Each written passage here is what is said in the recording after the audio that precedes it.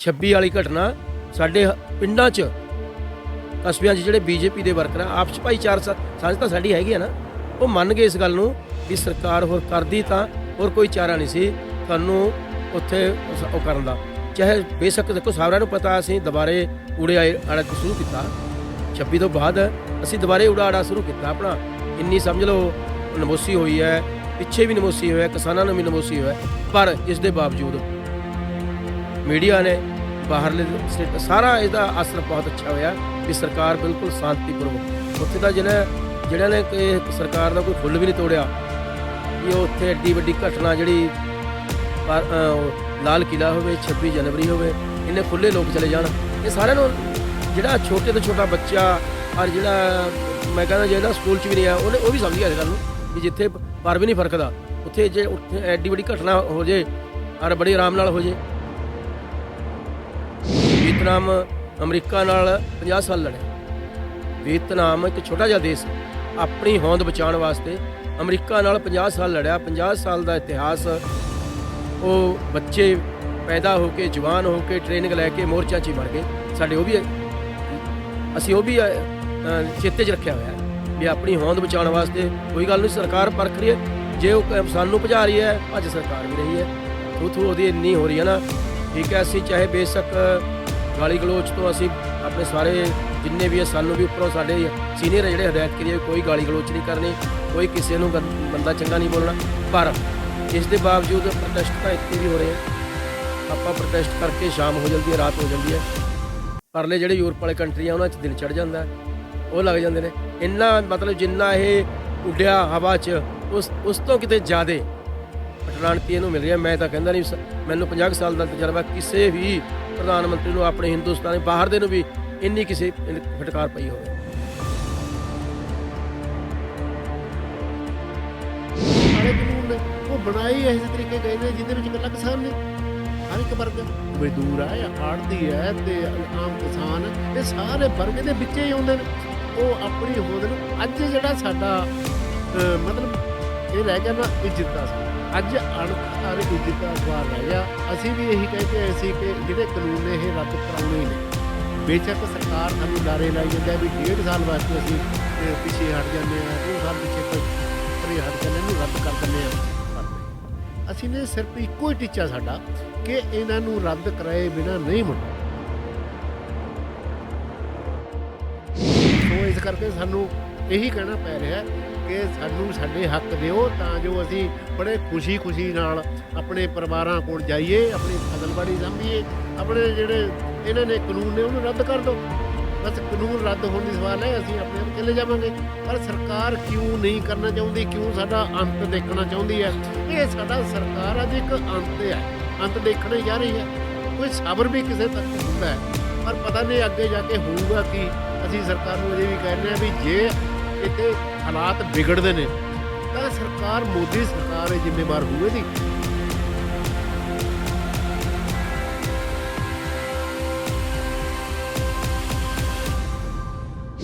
ਸਵਾਗਤ ਹੈ ਜੀ ਪੰਜਾਬੀ ਨੈਸ਼ਨਲ ਟੀਵੀ ਦੇਖਦੇ ਦਰਸ਼ਕਾਂ ਦਾ। ਅੱਜ 100 ਦਿਨ ਪੂਰਾ ਹੋਣ ਤੇ ਆਪਣੇ ਦਰਸ਼ਕਾਂ ਦੇ ਨਾਲ ਖਾਸ ਰਿਪੋਰਟ ਇੱਕ ਸਾਂਝੀ ਕੀਤੀ ਜਾ ਰਹੀ ਆ ਕਿ 100 ਦਿਨ ਦੇ ਸੰਘਰਸ਼ ਦੌਰਾਨ ਦਿੱਲੀ ਦੇ ਵੱਖ-ਵੱਖ ਬਾਰਡਰਾਂ ਤੇ ਜਿਸ ਤਰ੍ਹਾਂ ਕਿਸਾਨ ਜਥੇਬੰਦੀਆਂ ਨੇ ਡੇਰੇ ਲਾਏ ਹੋਏ ਆ ਉਹ 100 ਦਿਨ ਦਾ ਉਤਰਾਅ ਚੜ੍ਹਾਅ ਕਿੱਦਾਂ ਰਿਹਾ ਤੇ 100 ਦਿਨ ਦੇ ਵਿੱਚ ਅਸੀਂ ਕੀ ਹੁਣ ਤੱਕ ਪ੍ਰਾਪਤ ਕਰ ਲਿਆ। ਸਾਡੇ ਨਾਲ ਕੁਝ ਕਿਸਾਨ ਆਗੂ ਜੁੜ ਚੁੱਕੇ ਆ ਜਿਹੜੇ ਇਸ ਚੀਜ਼ ਨੂੰ ਪਿਛਲੇ ਲੰਬੇ ਸਮੇਂ ਤੋਂ ਆਪਣੀਆਂ ਅੱਖਾਂ ਦੇ ਨਾਲ ਦੇਖ ਰਿਹਾ। ਕਰਦੇ ਹਾਂ ਗੱਲਬਾਤ। ਵਾਹਿਗੁਰੂ ਜੀ ਕਾ ਖਾਲਸਾ ਵਾਹਿਗੁਰੂ ਜੀ ਕੀ ਫਤਿਹ। ਕਿੱਥੋਂ ਆਏ ਤੁਸੀਂ, ਤੁਹਾਡਾ ਕਿਹੜਾ ਜ਼ਿਲ੍ਹਾ ਜੀ?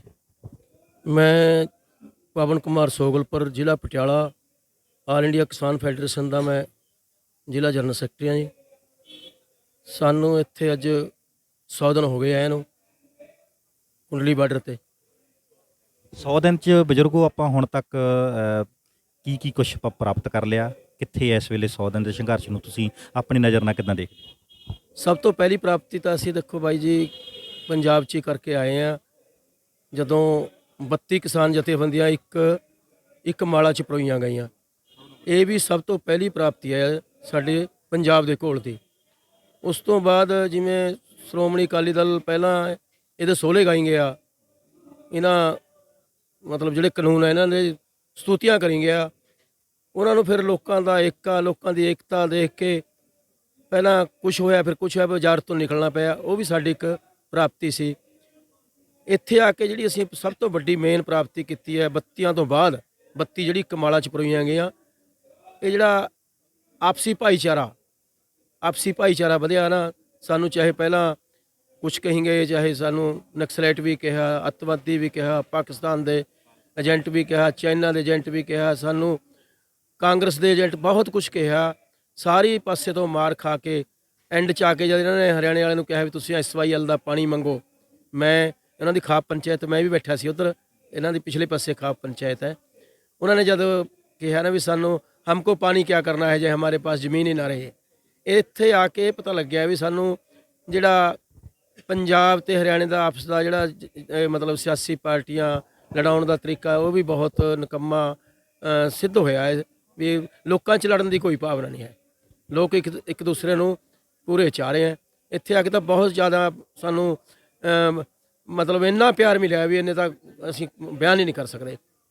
ਜਿਵੇਂ ਕਿ ਸਰਕਾਰ ਇਸ ਵੇਲੇ 1.5 ਮਹੀਨੇ ਤੋਂ ਚੁੱਪ ਬੈਠੀ ਆ, ਸਰਕਾਰਾਂ ਦੀਆਂ ਜ਼ਿੰਮੇਵਾਰੀਆਂ ਹੁੰਦੀਆਂ, ਜਦੋਂ ਕੋਈ ਵਿਦਰੋਹ ਹੁੰਦਾ ਆ, ਐਜੀਟੇਸ਼ਨ ਹੁੰਦਾ ਆ, ਕੋਈ ਧਰਨੇ ਲੱਗਦੇ ਆ, ਤਾਂ ਉਹਨਾਂ ਧਰਨੇ ਵਿੱਚ ਆਏ ਲੋਕਾਂ ਦੀ ਗੱਲ ਸੁਣਨਾ, ਕਿਉਂਕਿ ਅਸੀਂ ਉਸ ਦੇਸ਼ ਦੇ ਨਾਗਰਿਕ ਆ ਜਿੱਥੇ ਲੋਕਤੰਤਰ ਦੇ ਵਿੱਚ ਅਸੀਂ ਸਰਕਾਰਾਂ ਆਪ ਖੜੀਆਂ ਕੀਤੀਆਂ, ਪਰ ਸਰਕਾਰ 1.5 ਮਹੀਨੇ ਤੋਂ ਚੁੱਪ ਬੈਠੀ ਆ। ਇਹ ਚੀਜ਼ ਨੂੰ ਤੁਸੀਂ ਕਿੱਦਾਂ ਦੇਖਦੇ? ਸਰਕਾਰ ਕੋਈ ਨਾ ਕੋਈ ਸਾਡਾ ਕੋਈ ਨਾ ਕੋਈ ਲੂਜ ਪੁਆਇੰਟ ਵੀ ਲੱਭਦੀ ਹੈ, ਕੋਈ ਨਾ ਕੋਈ ਗਲਤੀ ਸਾਡੇ ਵਰਕਰ ਚਾਹੇ ਸਾਡੇ ਅਸੀਂ ਕਿਸਾਨ ਵੀਰ ਨਾ ਕਰਨ, ਉਹ ਆਪਣੇ ਤੋਂ ਕਰਾ ਦਿੰਦੀ ਹੈ। ਜਿਵੇਂ 26 'ਚ ਕੀਤਾ, 26 ਨੂੰ ਸਾਰਿਆਂ ਨੂੰ ਭਲੀ ਭਾਂਤ ਪਤਾ, ਇਹਨਾਂ ਦੇ ਜਿਹੜੇ ਚੰਗੇ ਲੀਡਰ ਸੀ BJP ਦੇ, ਉਹ ਵੀ ਸਾਡੇ ਕੋਲ ਪਿੰਡਾਂ 'ਚ ਮੰਨ ਗਏ, ਸਾਡੇ ਪਿੰਡਾਂ 'ਚ ਮੰਨ ਗਏ ਵੀ ਹੋਰ ਸਰਕਾਰ ਕਰਦੀ ਤਾਂ ਕੀ ਕਰਦੀ। 26 ਵਾਲੀ ਘਟਨਾ ਸਾਡੇ ਪਿੰਡਾਂ 'ਚ ਕਸਬਿਆਂ 'ਚ ਜਿਹੜੇ BJP ਦੇ ਵਰਕਰ ਆ, ਆਪਸ 'ਚ ਭਾਈਚਾਰ ਸਾਂਝ ਤਾਂ ਸਾਡੀ ਹੈਗੀ ਆ ਨਾ, ਉਹ ਮੰਨ ਗਏ ਇਸ ਗੱਲ ਨੂੰ ਵੀ ਸਰਕਾਰ ਹੋਰ ਕਰਦੀ ਤਾਂ ਹੋਰ ਕੋਈ ਚਾਰਾ ਨਹੀਂ ਸੀ ਤੁਹਾਨੂੰ ਉੱਥੇ ਉਹ ਕਰਨ ਦਾ। ਚਾਹੇ ਬੇਸ਼ੱਕ ਦੇਖੋ ਸਾਰਿਆਂ ਨੂੰ ਪਤਾ, ਅਸੀਂ ਦੁਬਾਰੇ ਊੜੇ ਆੜਾ ਤੋਂ ਸ਼ੁਰੂ ਕੀਤਾ, 26 ਤੋਂ ਬਾਅਦ ਅਸੀਂ ਦੁਬਾਰੇ ਊੜਾ ਆੜਾ ਸ਼ੁਰੂ ਕੀਤਾ ਆਪਣਾ। ਇੰਨੀ ਸਮਝ ਲਓ ਨਮੋਸੀ ਹੋਈ ਹੈ, ਪਿੱਛੇ ਵੀ ਨਮੋਸੀ ਹੋਇਆ, ਕਿਸਾਨਾਂ ਨੂੰ ਵੀ ਨਮੋਸੀ ਹੋਇਆ, ਪਰ ਇਸ ਦੇ ਬਾਵਜੂਦ ਮੀਡੀਆ ਨੇ ਬਾਹਰਲੇ ਸਟੇਟ ਸਾਰਾ ਇਹਦਾ ਅਸਰ ਬਹੁਤ ਅੱਛਾ ਹੋਇਆ ਵੀ ਸਰਕਾਰ ਬਿਲਕੁਲ ਸ਼ਾਂਤੀਪੂਰਵਕ, ਉੱਥੇ ਤਾਂ ਜਿਹੜਾ ਨੇ ਇੱਕ ਸਰਕਾਰ ਦਾ ਕੋਈ ਫੁੱਲ ਵੀ ਨਹੀਂ ਤੋੜਿਆ ਵੀ ਉਹ ਉੱਥੇ ਐਡੀ ਵੱਡੀ ਘਟਨਾ ਜਿਹੜੀ ਪਰ ਲਾਲ ਕਿਲ੍ਹਾ ਹੋਵੇ, 26 ਜਨਵਰੀ ਹੋਵੇ, ਇੰਨੇ ਖੁੱਲੇ ਲੋਕ ਚਲੇ ਜਾਣ, ਇਹ ਸਾਰਿਆਂ ਨੂੰ ਜਿਹੜਾ ਛੋਟੇ ਤੋਂ ਛੋਟਾ ਬੱਚਾ ਔਰ ਜਿਹੜਾ ਮੈਂ ਕਹਿੰਦਾ ਜਿਹੜਾ ਸਕੂਲ 'ਚ ਵੀ ਨਹੀਂ ਆਇਆ, ਉਹ ਵੀ ਸਮਝ ਗਿਆ ਇਸ ਗੱਲ ਨੂੰ ਵੀ ਜਿੱਥੇ ਪਰ ਵੀ ਨਹੀਂ ਫਰਕਦਾ, ਉੱਥੇ ਜੇ ਉੱਥੇ ਐਡੀ ਵੱਡੀ ਘਟਨਾ ਹੋ ਜੇ ਔਰ ਬੜੇ ਆਰਾਮ ਨਾਲ ਹੋ ਜੇ।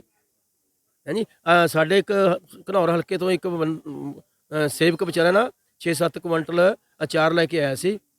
29 ਤਰੀਕ ਨੂੰ ਉਹ ਅਚਾਰ ਦਾ ਸਮਾਨ ਲੈਣ ਗਿਆ ਇੱਧਰ ਨਰੂਲਾ ਜਾਂ ਪਤਾ ਨਹੀਂ ਇੱਥੇ ਕੋਈ ਬਾਜ਼ਾਰ ਹੋਣਾ, ਉੱਥੋਂ ਹੀ ਚੱਕ ਲਿਆ। ਉਹ ਕੁਛ ਵੀ ਨਹੀਂ ਸੀ ਉਹਦੇ ਕੋਲ, ਨਾ ਉਹ ਕੋਈ ਵਿਚਾਰਾ ਕੁਛ ਕਿਸੇ ਵੀ, ਉਹਦਾ ਇੱਕ ਸੇਵਾ 'ਚ ਆਇਆ ਸੀ ਅਚਾਰ ਦੇਣ। ਮੈਂ ਉਹਦੇ ਘਰੇ ਜਾ ਕੇ ਆਇਆ, ਪਰਿਵਾਰ ਨੇ ਦੱਸਿਆ ਵੀ ਸਾਡੇ ਦਾ ਬਜ਼ੁਰਗ ਇਸ ਤਰ੍ਹਾਂ ਦੇ ਝੂਠੇ ਕੇਸ ਪਾ ਕੇ, ਉਹ ਤਾਂ ਹੀ ਦੇਖ ਲਓ ਤੁਹਾਡੇ ਸਾਹਮਣੇ ਹੈ ਸਾਰੇ ਝੂਠੇ ਕੇਸ, ਉਹ ਸਾਰੇ ਫਲਾਪ ਹੋ ਰਹੇ ਨੇ। ਇੱਕ ਬੰਦੇ ਦੇ ਉਹੀ ਟਾਈਮ ਇੱਥੇ ਹਰਕਤ ਕਰਨ ਦਾ, ਉਹਦਾ ਉਹੀ ਟਿਕਰੀ ਦੇ ਕਰਾ ਦੀ ਹਰਕਤ, ਉਹੀ ਪਰਲੇ ਗਾਜੀਪੁਰ ਦੇ ਬੰਦਾ ਕਿਵੇਂ ਚਲੇ ਗਿਆ 3 ਥਾਂ ਹੈ ਜੀ।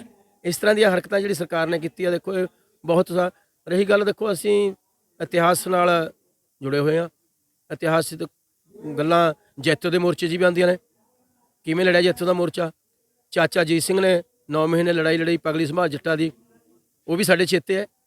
ਚਾਹੇ ਅਸੀਂ ਪਹਿਲਾਂ ਜਿਹੜਾ 26 ਨਵੰਬਰ ਸੀ, ਸਾਨੂੰ ਨਹੀਂ ਪਤਾ ਸੀ ਵੀ ਇੰਨਾ ਲੰਬਾ ਚੱਲੂਗਾ ਇਹ ਵਾਕਈ ਤੁਸੀਂ ਵੀ ਸਾਡੇ ਨੂੰ ਗੱਲ ਕਿਸੇ ਨੂੰ ਨਹੀਂ ਪਤਾ ਸੀ ਇੰਨਾ ਚੱਲੂਗਾ, ਪਰ ਹੁਣ ਸਾਡੇ ਜਹਨ 'ਚ ਆਓ 9 ਮਹੀਨੇ। ਉਸ ਤੋਂ ਵੀ ਅੱਗੇ ਹੈ ਵੀਅਤਨਾਮ ਅਮਰੀਕਾ ਨਾਲ 50 ਸਾਲ ਲੜਿਆ। ਵੀਅਤਨਾਮ ਇੱਕ ਛੋਟਾ ਜਿਹਾ ਦੇਸ਼ ਆਪਣੀ ਹੋਂਦ ਬਚਾਉਣ ਵਾਸਤੇ ਅਮਰੀਕਾ ਨਾਲ 50 ਸਾਲ ਲੜਿਆ। 50 ਸਾਲ ਦਾ ਇਤਿਹਾਸ, ਉਹ ਬੱਚੇ ਪੈਦਾ ਹੋ ਕੇ ਜਵਾਨ ਹੋ ਕੇ ਟ੍ਰੇਨਿੰਗ ਲੈ ਕੇ ਮੋਰਚਿਆਂ 'ਚ ਹੀ ਮਰ ਗਏ ਸਾਡੇ। ਉਹ ਵੀ ਅਸੀਂ ਉਹ ਵੀ ਚੇਤੇ 'ਚ ਰੱਖਿਆ ਹੋਇਆ ਵੀ ਆਪਣੀ ਹੋਂਦ ਬਚਾਉਣ ਵਾਸਤੇ ਕੋਈ ਗੱਲ ਨਹੀਂ, ਸਰਕਾਰ ਪਰਖ ਰਹੀ ਹੈ, ਜੇ ਉਹ ਸਾਨੂੰ ਭਜਾ ਰਹੀ ਹੈ ਭੱਜ ਸਰਕਾਰ ਵੀ ਰਹੀ ਹੈ। ਥੂ ਉਹਦੀ ਇੰਨੀ ਹੋ ਰਹੀ ਹੈ ਨਾ, ਠੀਕ ਹੈ। ਅਸੀਂ ਚਾਹੇ ਬੇਸ਼ੱਕ ਗਾਲੀ ਗਲੋਚ ਤੋਂ ਅਸੀਂ ਆਪਣੇ ਸਾਰੇ ਜਿੰਨੇ ਵੀ ਹੈ, ਸਾਨੂੰ ਵੀ ਉੱਪਰੋਂ ਸਾਡੇ ਸੀਨੀਅਰ ਜਿਹੜੇ ਹਦਾਇਤ ਕਰੀ ਕੋਈ ਗਾਲੀ ਗਲੋਚ ਨਹੀਂ ਕਰਨੀ, ਕੋਈ ਕਿਸੇ ਨੂੰ ਬੰਦਾ ਚੰਗਾ ਨਹੀਂ ਬੋਲਣਾ, ਪਰ ਇਸ ਦੇ ਬਾਵਜੂਦ ਪ੍ਰੋਟੈਸਟ ਤਾਂ ਇੱਥੇ ਵੀ ਹੋ ਰਹੇ ਆ। ਆਪਾਂ ਪ੍ਰੋਟੈਸਟ ਕਰਕੇ ਸ਼ਾਮ ਹੋ ਜਾਂਦੀ ਹੈ, ਰਾਤ ਹੋ ਜਾਂਦੀ ਹੈ, ਪਰਲੇ ਜਿਹੜੇ ਯੂਰਪ ਵਾਲੇ ਕੰਟਰੀ ਆ ਉਹਨਾਂ 'ਚ ਦਿਨ ਚੜ੍ਹ ਜਾਂਦਾ, ਉਹ ਲੱਗ ਜਾਂਦੇ ਨੇ। ਇੰਨਾ ਮਤਲਬ ਜਿੰਨਾ ਇਹ ਉੱਡਿਆ ਹਵਾ 'ਚ ਉਸ ਤੋਂ ਕਿਤੇ ਜ਼ਿਆਦੇ ਪਟਲਾਣਤੀ ਇਹਨੂੰ ਮਿਲ ਰਹੀ ਹੈ। ਮੈਂ ਤਾਂ ਕਹਿੰਦਾ ਨਹੀਂ, ਮੈਨੂੰ 50 ਕੁ ਸਾਲ ਦਾ ਤਜਰਬਾ, ਕਿਸੇ ਵੀ ਪ੍ਰਧਾਨ ਮੰਤਰੀ ਨੂੰ ਆਪਣੇ ਹਿੰਦੁਸਤਾਨ ਬਾਹਰ ਦੇ ਨੂੰ ਵੀ ਇੰਨੀ ਕਿਸੇ ਫਟਕਾਰ ਪਈ ਹੋਵੇ। ਬਦਨਾਮੀ ਤਾਂ ਹੋ ਰਹੀ ਹੈ, ਦੇਖੋ, ਚਾਹੇ ਨਾ ਸਮਝਣ ਇਹ, ਹਾਂਜੀ ਸਮਝਣ ਨਾ ਚਾਹੇ। ਜਿਵੇਂ ਕਿ ਬਜ਼ੁਰਗਾਂ ਨੇ ਦੱਸਿਆ ਕਿ ਸਰਕਾਰ ਸਮਝੇ ਚਾਹੇ ਨਾ ਸਮਝੇ, ਪਰ ਕਿਤੇ ਨਾ ਕਿਤੇ ਭਾਰਤ ਦੀ ਵੀ ਬਦਨਾਮੀ ਹੋ ਰਹੀ ਆ, ਬੀਜੇਪੀ ਦੀ ਬਦਨਾਮੀ ਹੋ ਰਹੀ ਆ, ਤੇ ਨਾਲ ਹੀ ਮੋਦੀ ਦੀ ਵੀ ਬਦਨਾਮੀ ਹੋ ਰਹੀ ਆ।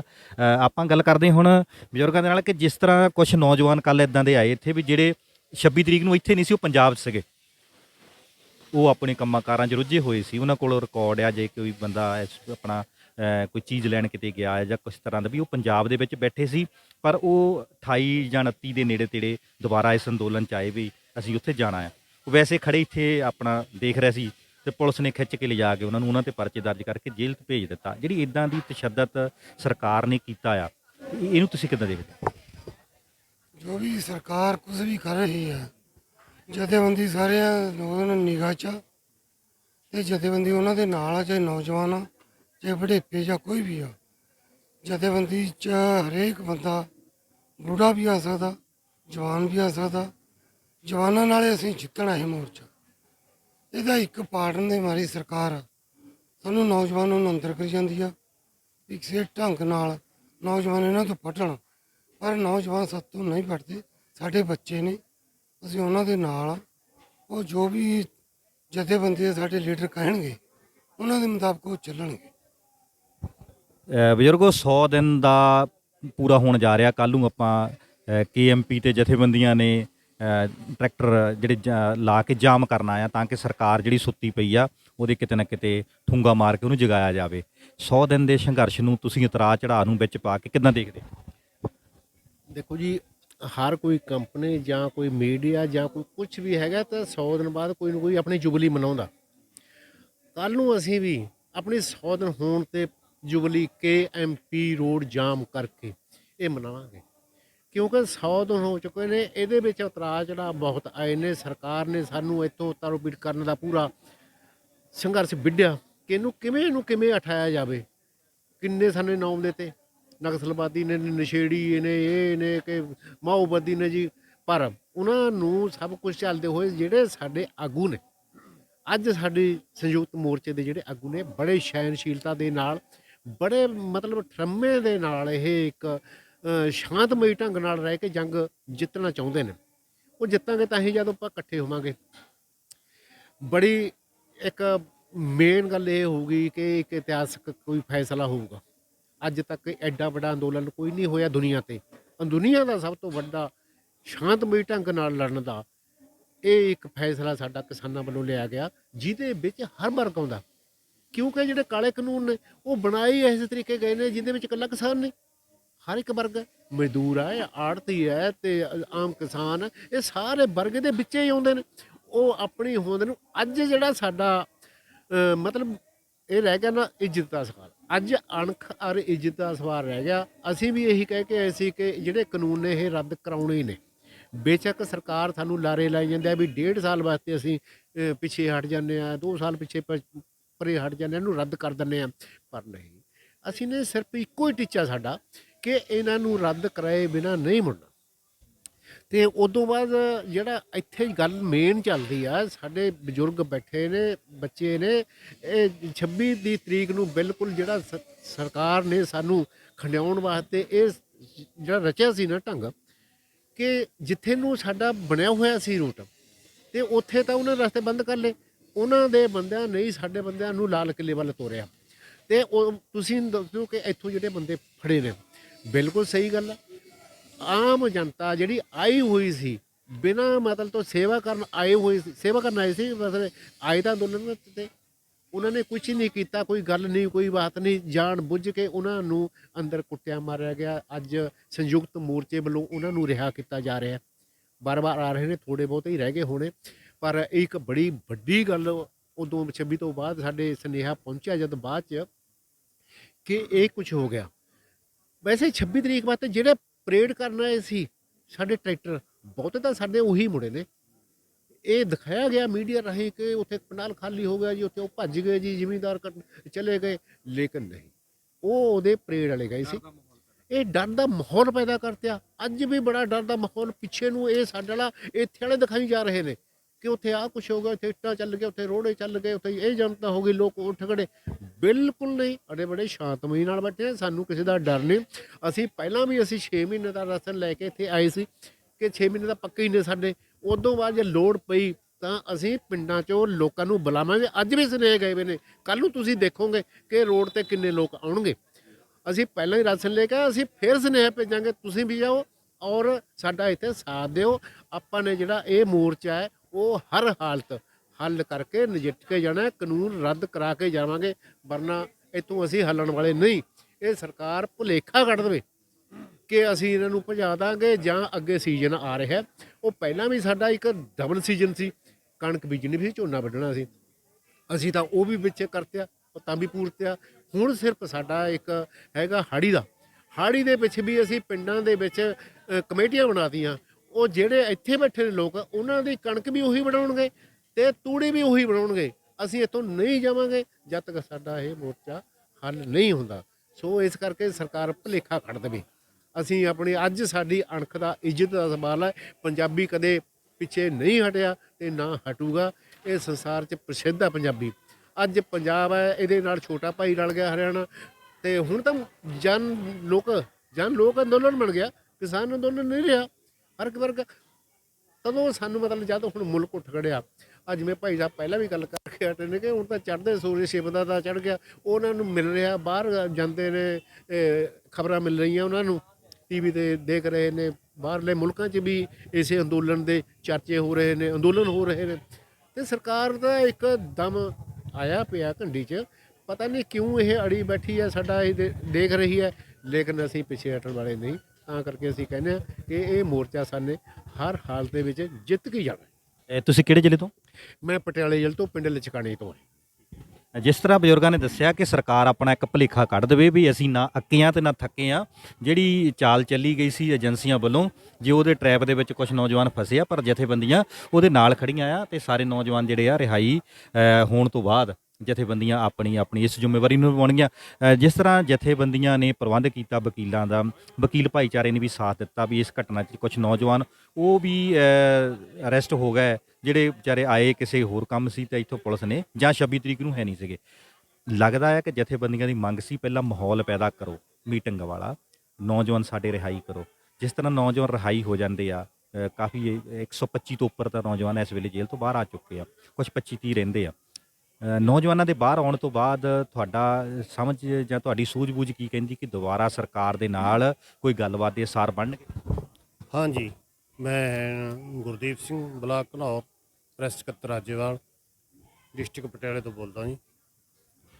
ਸਰਕਾਰ ਦਾ ਜਿਹੜਾ ਮੇਨ ਮੁੱਦਾ ਨਾ, ਅਸੀਂ ਉਹ ਨਹੀਂ ਚਾਹੁੰਦੇ। ਸਾਡਾ ਏਮ ਹੁੰਦਾ ਇਕੱਲੇ ਦਾ ਨਹੀਂ, ਇਹ ਸਾਰੇ ਜਨ ਦਾ ਇੱਕੋ ਮੁੱਦਾ ਹੈ, ਕਾਲੇ ਕਾਨੂੰਨ ਬੰਦ।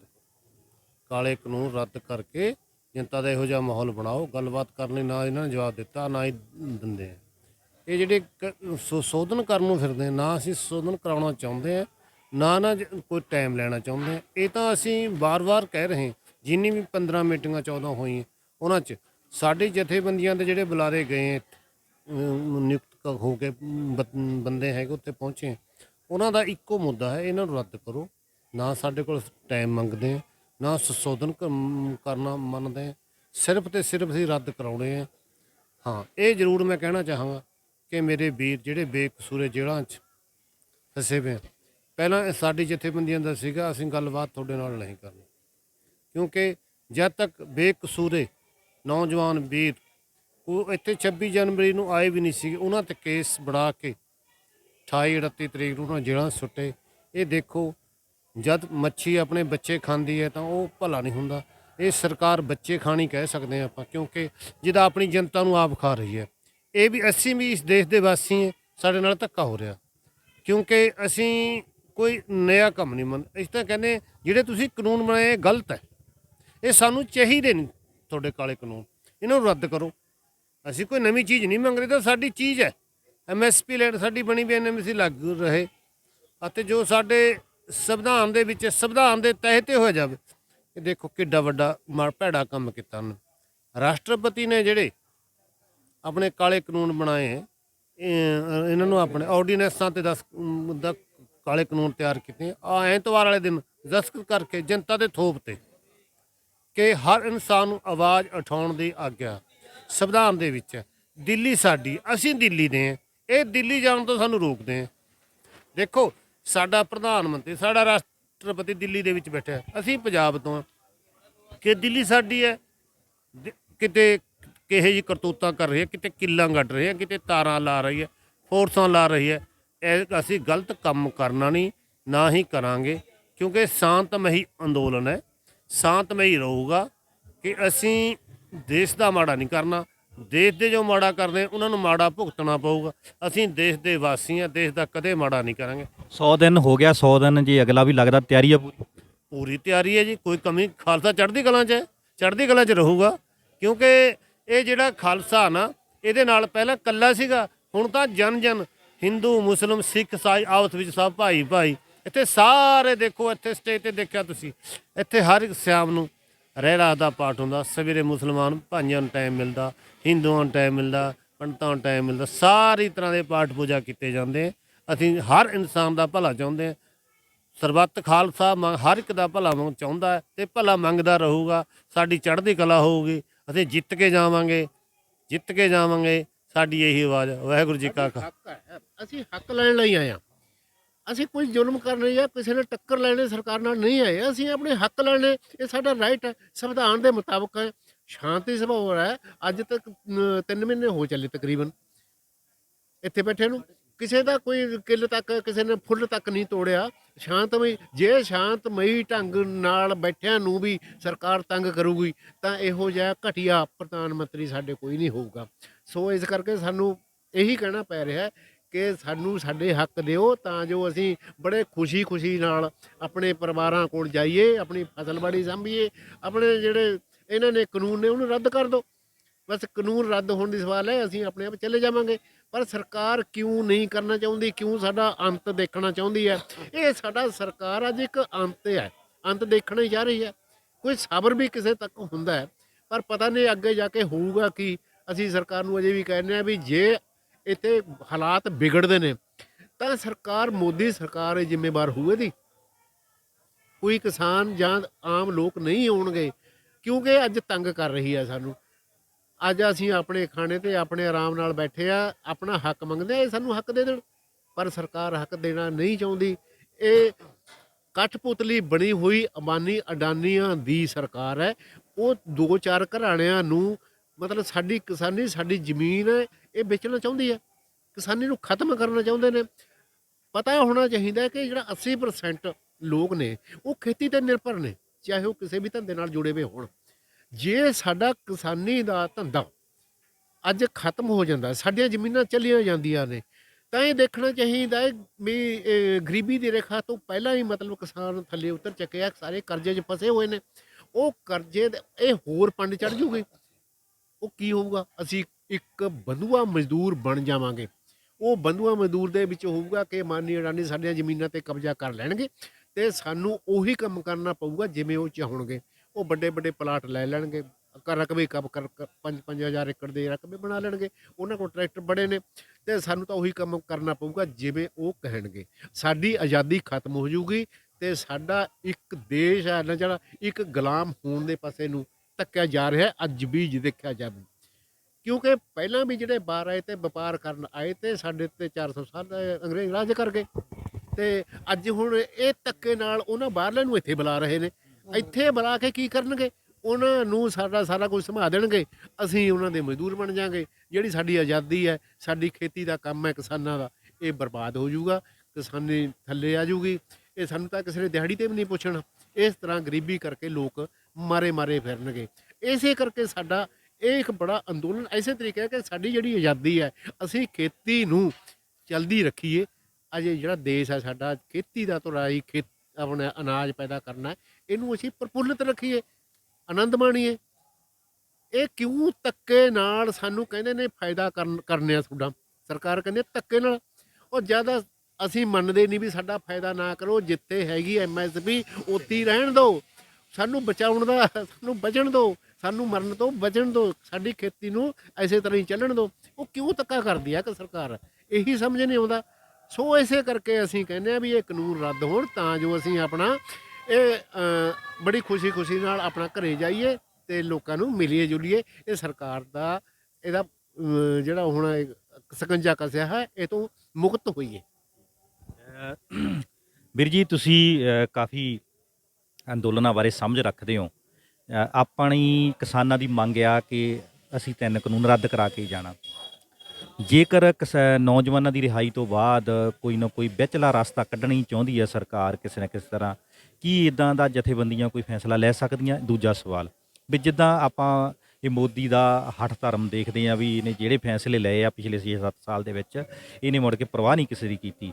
ਜੇ ਸਰਕਾਰ ਇਦਾਂ ਦਾ ਨਜ਼ਰੀਆ ਫਿਰ ਵੀ ਇਸ ਕਿਸਾਨੀ ਅੰਦੋਲਨ ਨੂੰ ਲੈ ਕੇ ਚੱਲਦੀ ਆ, ਤੇ ਆਉਣ ਵਾਲੇ ਸਮੇਂ 'ਚ ਤੁਸੀਂ ਇਤਿਹਾਸ ਪੱਖੋਂ ਕਦੀ ਦੇਖਦੇ ਆ ਕਿ ਇਸ ਖੇਤੀ ਕਾਨੂੰਨਾਂ ਦੇ ਸੰਬੰਧ ਵਿੱਚ ਫਿਰ ਇਸ ਅੰਦੋਲਨ ਦਾ ਕੀ ਰੂਪ ਰੇਖਾ ਹੋਊਗੀ, ਜਾਂ ਜੋ ਸਰਕਾਰਾਂ ਇਦਾਂ ਅੜੀਅਲ ਵਤੀਰਾ ਬਣਾ ਲੈਣੀਆਂ ਆ, ਤੇ ਅੜੀਅਲ ਵਤੀਰੇ ਤੋਂ ਬਾਅਦ ਫਿਰ ਇਦਾਂ ਦੇ ਅੰਦੋਲਨ ਦੇ ਕੀ ਸਿੱਟੇ ਜਾਂ ਰਿਜ਼ਲਟ ਆਉਂਦੇ? ਜਿਹੜੀ ਗੱਲ ਤੁਸੀਂ ਪਹਿਲੇ ਕੀਤੀ ਹੈ ਨਾ ਵੀ ਜੇ ਸਰਕਾਰ ਨੌਜਵਾਨਾਂ ਨੂੰ ਰਿਆ ਕਰਕੇ ਕੋਈ ਵਿਚਲੇ ਰਸਤੇ ਵਾਲੀ ਗੱਲ, ਦੇਖੋ ਇਸ ਤਰ੍ਹਾਂ ਭਾਜੀ ਪਹਿਲਾਂ ਵੀ ਗੱਲ ਹੋਈ ਆ ਵੀ 1.5 ਸਾਲ ਜਾਂ 2 ਸਾਲ ਇਹਨਾਂ ਨੂੰ ਸਸਪੈਂਡ ਕਰ ਦਿਆ, ਚਾਹੇ 5 ਸਾਲ ਵੀ ਕਰ ਦਿਓ ਸਸਪੈਂਡ। ਉਹ ਗੱਲ ਸਾਡੇ ਆਗੂ ਸਾਹਿਬਾਨਾਂ ਨੇ, ਬੇਸ਼ੱਕ ਇਹ ਅਨਪੜ੍ਹ ਕहेंगे ਕਿਸਾਨਾਂ ਨੂੰ, ਕੇਂਦਰ ਸਰਕਾਰ ਅਨਪੜ੍ਹ ਕहेंगे ਵੀ ਕਿਸਾਨ ਤਾਂ ਅਨਪੜ੍ਹ ਹੈ, ਉਹਨਾਂ ਟੇਬਲ ਟਾਕ ਗੱਲ ਕੀਤੀ ਹੈ ਵੀ ਇਹ ਸਾਨੂੰ ਵੀ ਪਤਾ, ਉਹਨਾਂ ਸਾਰਿਆਂ ਨੂੰ ਪਤਾ ਵੀ ਜਿਹੜਾ ਬੰਦਾ ਕੋਈ ਸਸਪੈਂਡ ਹੋ ਜੇ ਉਹ ਦੁਬਾਰੇ ਬਹਾਲ ਹੋ ਜਾਂਦਾ। ਇਹ ਬਹਾਲ ਜਿਹੜੇ ਕਾਨੂੰਨਾਂ ਨੂੰ ਇਹ ਕਹਿੰਦੇ ਸਸਪੈਂਡ ਕਰ ਦਈਏ, ਸਾਨੂੰ ਨਹੀਂ ਲੱਗਦਾ ਵੀ ਇਹ ਸੱਚੀ ਗੱਲ ਹੈ। ਆਪਾਂ ਜਿੱਥੋਂ ਛੋਟੇ ਜਿਹੇ ਉਸ ਤੋਂ ਲੈ ਲਈਏ, ਪਟਵਾਰੀ ਸਸਪੈਂਡ ਹੋ ਜੇ, ਕੱਲ੍ਹ ਨੂੰ ਕੋ ਸਸਪੈਂਡ ਹੋ ਜੇ, ਉਹ ਸਾਲ 2 ਸਾਲ ਦਾ ਕੱਢਦੇ ਨਹੀਂ, ਪੈਸੇ ਪੂਸੇ ਦੇ ਕੇ ਬਹਾਲ ਹੋ ਜਾਂਦਾ। ਇਹੀ ਕੰਮ ਇਹ ਹੋਣਾ। ਸਾਨੂੰ ਵਾਰ-ਵਾਰ ਇਹ ਵੀ ਪੁੱਛਿਆ ਜਾਂਦਾ ਵੀ ਜੇ ਉਹ ਜਿਵੇਂ ਕਹਿੰਦੇ ਦੇ ਵੀ ਸਾਰਾ ਕੁਝ ਬਦਲ ਦਿੰਦੇ ਆ, ਜਿਲਤ ਰਹੇ, ਗੱਲ ਇੱਥੇ ਆ ਕੇ ਰੁਕਦੀ ਹੈ ਵੀ ਜੇ ਇਹਨਾਂ 'ਚ ਖਰਾਬੀ ਹੈ, ਇਹਨਾਂ ਨੂੰ ਬਦਲਣ 'ਚ ਕਿਉਂ ਇੰਨੀ ਮੁੱਛ ਦਾ ਸਵਾਲ ਬਣਾਇਆ ਸਰਕਾਰ ਨੇ? ਜੇ ਮੋਦੀ ਸਰਕਾਰ ਮਤਲਬ ਅੜੀ ਰਹਿੰਦੀ ਹੈ ਤਾਂ ਫਿਰ ਅੰਦੋਲਨ ਨੂੰ ਤੁਸੀਂ ਇਤਿਹਾਸਕ ਤੌਰ ਤੇ ਕਿੱਦਾਂ? ਇਤਿਹਾਸ ਮੈਂ ਤੁਹਾਨੂੰ ਪਹਿਲਾਂ ਵੀ ਦੱਸ ਕੇ ਹਟਿਆ ਵੀ ਦੇਖੋ ਸਾਡੇ ਕੋਲ ਇਤਿਹਾਸ ਜੈਤੋਂ ਦਾ ਮੋਰਚਾ 9 ਸਾਲ ਚਾਚਾ ਅਜੀਤ ਸਿੰਘ ਨੇ ਪਗੜੀ ਸੰਭਾਲ ਜੱਟਾ 9 ਮਹੀਨੇ ਚੱਲਿਆ ਮੋਰਚਾ, ਸਾਡੇ ਉਹ ਵੀ ਜਹਨ 'ਚ ਹੈ। ਮੈਂ ਤੁਹਾਨੂੰ ਦੱਸ ਕੇ ਹਟਿਆ 20 ਧਰਾਮ ਦਾ ਇਤਿਹਾਸ ਉਸ ਤੋਂ ਵੀ ਲੰਬਾ ਹੈ। ਅਸੀਂ ਮਤਲਬ ਇਹ ਆਪਣੇ ਪੱਲੇ ਤੋਂ ਨਹੀਂ ਲਾਈ ਇਹ ਗੱਲ, ਇਤਿਹਾਸ 'ਚ ਦਰਜ ਹੈ, ਪੜ੍ਹੀ ਅਸੀਂ ਇਤਿਹਾਸ ਵੀ ਉਸ 'ਚ ਲਿਖਿਆ ਹੋਇਆ ਹੈ। ਉਹਨਾਂ ਨੇ ਆਪਣੀ ਹੋਂਦ ਬਚਾਉਣ ਵਾਸਤੇ 50 ਸਾਲ ਅਮਰੀਕਾ ਨਾਲ ਲੜਾਈ, ਉਹਨੂੰ ਮੂੰਹ ਦੀ ਖਾਣੀ ਪਈ। ਫਿਦਲ ਕਾਸਟਰ ਉਸ ਤੋਂ ਵੀ ਅੱਗੇ ਗਿਆ, ਕਿਊਬਾ ਦਾ ਰਾਸ਼ਟਰਪਤੀ।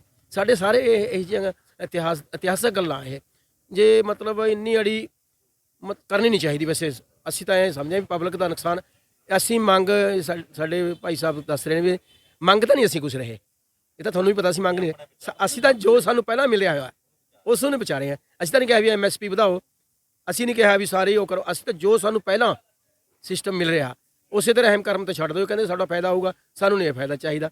ਕਿਉਂ ਕਹਿੰਦੇ ਤਾਂ ਮਤਲਬ ਜਿਹੜਾ ਅੰਮ੍ਰਿਤ ਹੈ ਨਾ, ਅੰਮ੍ਰਿਤ ਵੀ ਜ਼ਹਿਰ ਹੋ ਜਾਂਦਾ ਹੈ ਜੇ ਮਤਲਬ ਬੰਦੇ ਨੂੰ ਲੋੜ ਨਾ ਹੋਵੇ।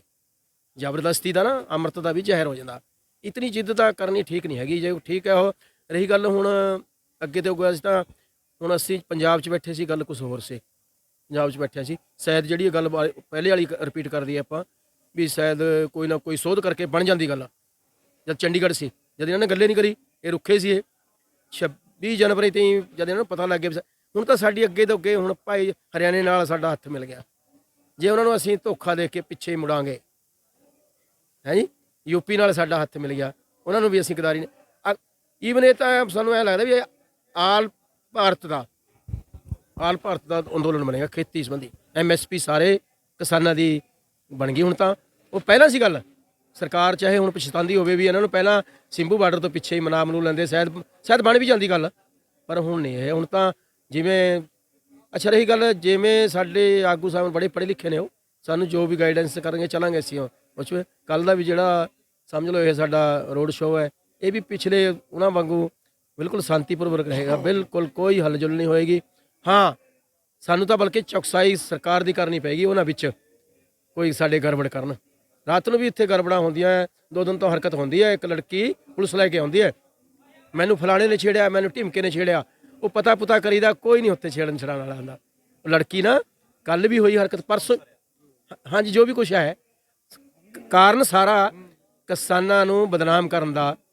ਮਤਲਬ ਪੁਲਿਸ ਇਹ ਚਾਹ ਰਹੀ ਵੀ ਕਿਤੇ ਨਾ ਕਿਤੋਂ ਕੋਈ ਨਾ ਕੋਈ ਇਹਨਾਂ ਤੋਂ ਥੋੜਾ ਸਖਤੀ ਕਰਨ ਦਾ ਟਾਈਮ ਮਿਲੇ। ਲੱਗਦਾ ਨਹੀਂ ਉਹਨਾਂ ਦੀ ਚਾਲ ਸਿਰੇ ਚੜੇਗੀ। ਇਸ ਇਕੱਲੇ ਕਿਸਾਨਾਂ ਦਾ ਅੰਦੋਲਨ ਨਹੀਂ ਹੈ, ਇਸ 'ਚ 70% ਜਨਤਕ ਵੰਡ ਪ੍ਰਣਾਲੀ ਵੀ ਜੁੜੀ ਹੋਈ ਹੈ। ਜਨਤਕ ਵੰਡ ਪ੍ਰਣਾਲੀ ਮਤਲਬ ਜਿਹੜਾ 2 ਰੁਪਏ ਕਿਲੋ ਵਾਲਾ ਰਾਸ਼ਨ ਹੈ 70% ਲੋਕਾਂ ਨੂੰ ਮਿਲ ਰਿਹਾ ਉਹ ਕੁੱਲ ਹਿੰਦੁਸਤਾਨ 'ਚ। ਉਹ ਸਾਰਾ ਸਿਸਟਮ ਬੰਦ ਹੋ ਜਾਣਾ। ਅਸੀਂ ਕੋਸ਼ਿਸ਼ ਕਰ ਰਹੇ ਹਾਂ, ਚਾਹੇ ਠੀਕ ਹੈ ਮਜ਼ਦੂਰ ਜਮਾਤ ਨੂੰ ਸਾਡੇ ਨਾਲ ਜੁੜ ਵੀ ਗਈ, ਹੋਰ ਵੀ ਜੁੜੇਗੀ ਅੱਗੇ ਆਉਣ ਵਾਲੇ ਟਾਈਮ 'ਚ, ਇਹ ਹੋਰ ਜੁੜੇਗੀ। ਬਾਈ ਜੀ ਨੇ ਕੀਤੀ ਹੈ ਸਾਡੀ ਵਾਢੀ ਦੀ। ਪਿਛਲਾ ਜਿਹੜਾ ਸੀਜ਼ਨ ਸੀ, ਜਿਹੜਾ ਪਿਛਲਾ ਅਕਤੂਬਰ ਨਵੰਬਰ ਦਾ ਸੀਜ਼ਨ ਸੀ, ਕਿਸਾਨਾਂ ਵਾਸਤੇ ਇੱਕ ਕਿਸਮ ਦਾ ਬੜਾ ਖਤਰਨਾਕ ਸੀਜ਼ਨ ਹੁੰਦਾ। ਇੱਕ ਫਸਲ ਵੱਢਣੀ, ਦੂਜੀ ਬੀਜਣੀ, 1 ਮਹੀਨੇ ਦਾ ਸੀਜ਼ਨ ਬਹੁਤ ਅਸੀਂ ਉਹ ਨਿਭਾ ਲਿਆ। ਹੁਣ ਤਾਂ ਇਕੱਲੀ ਵੱਢਣੀ ਹੈ ਹਾੜੀ, ਇਹ ਤਾਂ ਚਿੰਤਾ ਹੀ ਨਹੀਂ ਹੈ ਕੁਛ। ਸਾਡੇ ਵਾਲੇ ਟਾਈਮ ਦਾ 2-2 ਮਹੀਨੇ ਵਢਾਈਆਂ ਹੁੰਦੀਆਂ ਦੀਆਂ, 2 ਮਹੀਨੇ ਕਣਕ ਦੀ ਵਾਢੀ 2 ਮਹੀਨੇ ਚੱਲਣੀ। ਅਸੀਂ ਉਹ ਵੀ ਮਤਲਬ ਪਿੰਡਾਂ 'ਚ ਜਿਵੇਂ ਕਿਹਾ ਇਹਨਾਂ ਨੇ ਵੀ ਕਮੇਟੀਆਂ ਬਣਾ ਲਈਆਂ। ਅਸੀਂ ਪੁਰਾਣਾ ਸਿਸਟਮ ਬੀੜੀ ਕੀ ਹੁੰਦੀ ਸੀ, ਆਪਸ ਭਾਈਚਾਰਿਆਂ ਨੇ ਬੀੜੀਆਂ ਕਰਨੀ ਲੈ ਵੀ ਉਹ ਫਲਾਣਾ ਨਿਰਮਲ ਸਿੰਘ ਲਚਕਾਣੀ ਮੋਰਚੇ 'ਚ ਬੈਠਾ, ਇਹਦੀ ਕਣਕ ਪਹਿਲ ਦੇ ਆਧਾਰ ਤੇ ਵੰਡੀ। ਇਹ ਮੇਰੇ ਨਾਲ ਬੈਠੇ ਨੇ ਬਠੋਈ ਤੋਂ ਹੈ ਬਲਦੇਵ ਸਿੰਘ ਬਠੋਈ। ਇਹਦੇ ਜਿਹੜੇ ਪਿੱਛੇ ਪਿੰਡ ਵਾਲੇ ਨੇ ਉਹ ਕਹਿਣਗੇ ਵੀ ਬਲਦੇਵ ਸਿੰਘ ਬਠੋਈ ਦੀ ਕਣਕ ਪਹਿਲਾਂ ਵੱਢਣੀ ਔਰ ਤੂੜੀ ਵੀ ਉਹਦੀ ਪਹਿਲਾਂ ਬਣਾਉਣੀ ਹੈ। ਇਹ ਮਤਲਬ ਸਾਡੇ ਤਾਂ ਸਹਿਚਾਰ ਜਿਹੜੀ ਤੁਸੀਂ ਕਹਿੰਦੇ ਪ੍ਰਾਪਤੀ, ਇਹ ਵੀ ਪ੍ਰਾਪਤੀ ਹੈ। ਪਿੰਡਾਂ 'ਚ ਪਿਛਲਾ ਸਿਸਟਮ ਜਿਹੜਾ ਪੁਰਾਣਾ ਬੰਦ ਹੋ ਗਿਆ ਸੀ, ਨਵੀਂ ਪੌਦ ਨੂੰ ਤਾਂ ਪਤਾ ਹੀ ਨਹੀਂ ਹੈ ਵੀ ਬੀੜੀ ਸਿਸਟਮ ਕੀ ਹੁੰਦਾ ਹੈ। ਅਸੀਂ 10-10 ਕਿੱਲੇ ਕਣਕ ਦੇ, ਹਾਂਜੀ ਇੱਕ ਦੂਸਰੇ ਆਪਸ ਤੇ ਜਾਣਾ, 10 ਕਿੱਲੇ ਅਸੀਂ ਕਣਕ ਦੇ ਹੱਥਾਂ ਨਾਲ ਵੱਢੇ, ਮੈਂ ਆਪ ਜੀ ਵੱਡੇ ਹੱਥਾਂ ਨਾਲ ਹੜੰਬੇ ਨਾਲ ਕੱਢੇ ਵੀ ਅਸੀਂ ਦੁਬਾਰੇ ਉਧਰਲੇ ਪਾਸੇ ਨੂੰ ਜਾਵਾਂਗੇ। ਆਪਣੇ ਕਿਸਾਨ ਭਾਈਚਾਰੇ ਨੂੰ ਕਹਾਂਗੇ ਨਜਾਇਜ਼ ਖਰਚੇ ਬੰਦ ਕਰੋ ਆਪਣੇ ਤੇ। ਇਹ ਖਰਚਾ ਬਹੁਤ ਖਰਚਾ ਜੇ, ਇੱਥੇ ਆਉਣਾ, ਕੰਮ ਛੱਡਣਾ, ਹੋਰ ਖਰਚਾ ਕਰਨਾ, ਰਹਿਸ ਦਾ ਸਾਰਾ ਕੁਝ ਇਹ ਸਾਡੇ ਤੇ ਹੀ ਪੈਣਾ। ਸਾਨੂੰ ਕੋਈ ਸਰਕਾਰ ਤਾਂ ਰਿਲੀਫ ਦੇ ਨਹੀਂ ਰਹੀ, ਇੱਥੇ ਸਰਕਾਰ ਦਾ ਤਾਂ ਕੁਝ ਵੀ ਨਹੀਂ ਹੈਗਾ ਇੱਥੇ। ਹਾਂ ਕੋਈ ਦਾਨੀ ਸੱਜਣ ਕਰ ਜੇ ਉਹ ਵੱਖਰੀ ਗੱਲ ਹੈ। ਸੋ ਸਾਡੇ ਸਾਰੇ ਜਹਨ ਚ ਗੱਲਾਂ ਜੀ। ਡਟੇ ਰਹੋਗੇ? ਹਾਂਜੀ ਹਾਂ ਡਟੇ ਰਹਾਂਗੇ। ਗੱਲ ਦਰਸ਼ਕਾਂ ਨਾਲ ਸਾਂਝੀ ਕਰਨੀ ਇਹ ਬਣਦੀ ਆ ਕਿ ਕਿਸਾਨਾਂ ਦੀਆਂ ਜਥੇਬੰਦੀਆਂ ਦੇ ਵਿੱਚ ਕੰਮ ਕਰਦੇ ਤੇ ਨਾਲ ਹੀ ਜਿਹੜੇ ਆਮ ਲੋਕ ਆ, ਜਿਹੜੇ ਕਿਸਾਨ ਜਥੇਬੰਦੀਆਂ ਦੇ ਵਿੱਚ ਭਾਵੇਂ ਮੈਂਬਰ ਨਹੀਂ, ਚਾਹੇ ਜੁੜੇ ਹੋਏ ਨਹੀਂ, ਪਰ ਇਸ ਕਿਸਾਨੀ ਅੰਦੋਲਨ ਦੇ ਨਾਲ ਜੁੜੇ ਹੋਏ ਆ। ਕਿਉਂਕਿ ਇਹ ਅੰਦੋਲਨ ਜਿਹੜਾ ਆ ਇਹ ਜਨ ਦਾ ਅੰਦੋਲਨ ਬਣ ਚੁੱਕਾ ਕਿ ਪ੍ਰਭਾਵ ਸਾਰੇ ਭਾਰਤ ਦੀ ਅਰਥ ਵਿਵਸਥਾ ਤੇ ਵੀ ਪੈਣਾ ਆ ਤੇ ਲੋਕਾਂ ਦੀ ਭੁੱਖ ਦੇ ਉੱਪਰ ਵੀ ਸਵਾਲ ਆ। ਇਸ ਸਵਾਲ ਨੂੰ ਨਜਿੱਠਣ ਲਈ ਜਿਸ ਤਰ੍ਹਾਂ 100 ਦਿਨ ਦਾ ਇਹ ਕਿਸਾਨੀ ਅੰਦੋਲਨ ਹੋ ਚੁੱਕਾ ਆ ਤੇ 100 ਦਿਨ ਦੇ ਵਿੱਚ ਜੋ ਉਤਰਾਅ ਚੜ੍ਹਾਅ ਆਏ ਆ ਉਹ ਤੁਹਾਨੂੰ ਸਾਰੇ ਇਸ ਕਿਸਾਨ ਜਥੇਬੰਦੀਆਂ ਦੇ ਜਾਂ ਆਮ ਜਿਹੜੇ ਲੋਕ ਇਸ ਅੰਦੋਲਨ ਨਾਲ ਜੁੜੇ ਹੋਏ ਉਹਨਾਂ ਨਾਲ ਤੁਹਾਡਾ ਰੂਬਰੂ ਕਰਾਇਆ। ਕਿਉਂਕਿ ਇਹ 100 ਦਿਨ ਦਾ ਅੰਦੋਲਨ ਜਿੱਦਾਂ ਨਹੀਂ ਦੱਸਿਆ ਕਿ ਇੱਕ ਜੁਬਲੀ ਮਨਾਉਣ ਵਾਲੀ ਗੱਲ ਹੈ ਕਿ ਅਸੀਂ ਕੱਲ੍ਹ ਨੂੰ KMP ਦੇ ਉੱਪਰ ਇੱਕ ਵੱਡਾ ਜਾਮ ਲਾ ਕੇ ਸੰਕੇਤਕ ਤੌਰ ਤੇ ਅਸੀਂ ਇਸ ਅੰਦੋਲਨ ਨੂੰ ਇੱਕ 100ਵੇਂ ਦਿਨ ਤੋਂ ਅੱਗੇ ਲਿਜਾਣ ਲਈ ਤਿਆਰ ਆ। ਤੇ ਉਹਨਾਂ ਨੇ ਇਤਿਹਾਸਕ ਤੌਰ ਤੇ ਦੱਸਿਆ ਕਿ ਵੀਅਤਨਾਮ ਦੀ ਬਹੁਤ ਵੱਡੀ ਇਤਿਹਾਸ ਆ। 9 ਮਹੀਨੇ ਦਾ ਚਾਚਾ ਅਜੀਤ ਸਿੰਘ ਦਾ ਸੰਘਰਸ਼ ਆ ਤੇ ਹਜੇ ਤਾਂ ਦਿਨ ਹੀ 100 ਹੋਇਆ। ਅਸੀਂ ਅਗਲੇ ਆਉਣ ਵਾਲੇ 100 ਦਿਨ ਲਈ ਵੀ ਤਿਆਰ ਹਾਂ ਜੇ ਕੋਈ ਸਰਕਾਰ ਕਿਸਾਨਾਂ ਦੇ ਹੱਕ ਵਿੱਚ ਫੈਸਲਾ ਨਹੀਂ ਲੈਂਦੀ। ਕੈਮਰਾਮੈਨ ਸੌਰਵ ਦੇ ਨਾਲ ਗੁਰਨਾਮ ਸਿੰਘ ਬਿਲਗਾ, ਸਿੰਘੂ ਬਾਰਡਰ, ਦਿੱਲੀ ਤੋਂ।